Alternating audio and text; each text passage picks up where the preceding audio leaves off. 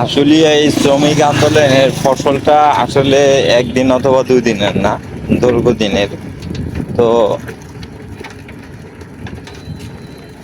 এখন যারা দেখতেছেন যে আসলে শ্রমিক নিয়োগ বন্ধ হয়ে গেছে এইগুলো আসলে অনেক দিনের ফসল। যেমন ধরুন, সব কাজই এখন মেয়েদের দ্বারা করানো হচ্ছে। যেমন আপনার কাটিং এ লেট টানা, ফিনিশিং এ দাঁড়িয়ে দাঁড়িয়ে আয়রন করা, সুইং এ তো আগে থেকেই চালু হয়েছে। কাটিং এর মতো জায়গায় লেট আনা, সেটাও এখনো মেয়েদের দ্বারা করানো হচ্ছে। তো কি পর্যায়ে গেলে যে আসলে ছেলেরা আন্দোলন করতে পারে টের পাচ্ছেন।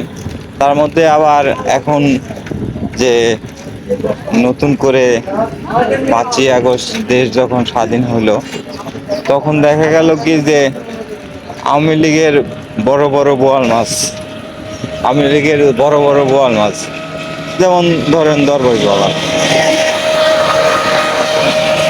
দরবেশ বাবার ঘটনায় ধরেন, তার আশুলিয়াতে বেবসিংহ এখানে প্রায় 96 লাইন বন্ধ।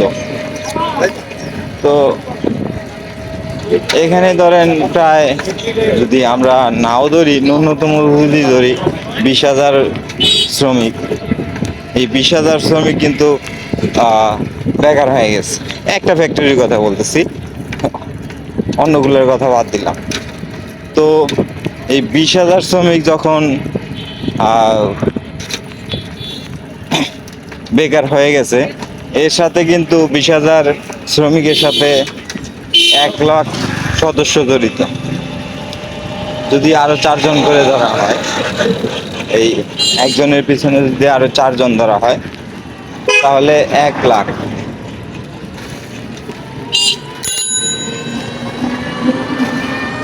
বিষয়টা আসলে এরকম যদি একটা ফ্যাক্টরি থেকে এই 1 লক্ষ লোকের কর্মসংস্থান অথবা খাদ্যের যোগান, যেটাই বলেন, তো এটা যদি বন্ধ হয়ে যায়, অন্য অন্য এরকম সালমান আইব রহমানের মতো তো আরো বড় বড় বোয়াল মাছ আছে, আর এরকম আরো ফ্যাক্টরি আছে। তো সার্বিক পরিস্থিতিতে এই যে হাজার হাজার মানুষ যে বেকার হয়ে যাচ্ছে, আর যখন গেটে যাচ্ছে চাকরির জন্য, কারণ আপনার দেখেন, এই যে দরবেশ বাবার ফ্যাক্টরিতে এখানে ছেলেও ছিল মেয়েও ছিল।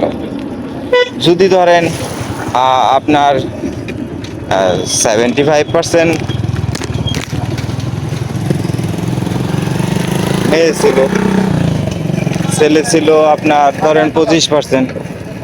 এখন মেয়েরা যারা হেঁটে গেলেই তো চাকরি পাচ্ছে, কিন্তু ছেলেরা তো চাকরি পাচ্ছে না। এখন দ্বন্দ্বটা কোথায় তৈরি হচ্ছে? একটা ফ্যাক্টরি বন্ধ হচ্ছে, আর একটা ফ্যাক্টরি নতুন করে খুলছে, কিন্তু অভিজ্ঞতা, কাজের অভিজ্ঞতা আছে, এক্সপিরিয়েন্স আছে, সব কিছুই আছে, কিন্তু তাদের চাকরি হচ্ছে না। তারা কি করবে? আমার দেখা এবং জানা মতে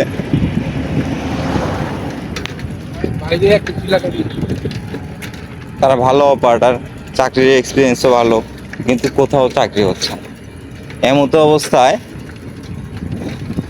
গলায় একটা ঝুড়ি বানিয়ে, যে আমের যে ঝুড়ি আছে না, ফলের ঝুড়ি, সেই ঝুড়ি বানিয়ে কিছু পান এবং সিগারেট বিক্রি করে তারা বাধ্য হয়ে জীবিকা নির্বাহ করছে। তো এরকম কয়জন হকারিগিরি করবে? কর্মসংস্থানের তো দরকার, এখন বাধ্য হয়ে তারা করছে। এরকম সেই লোকটা আসলে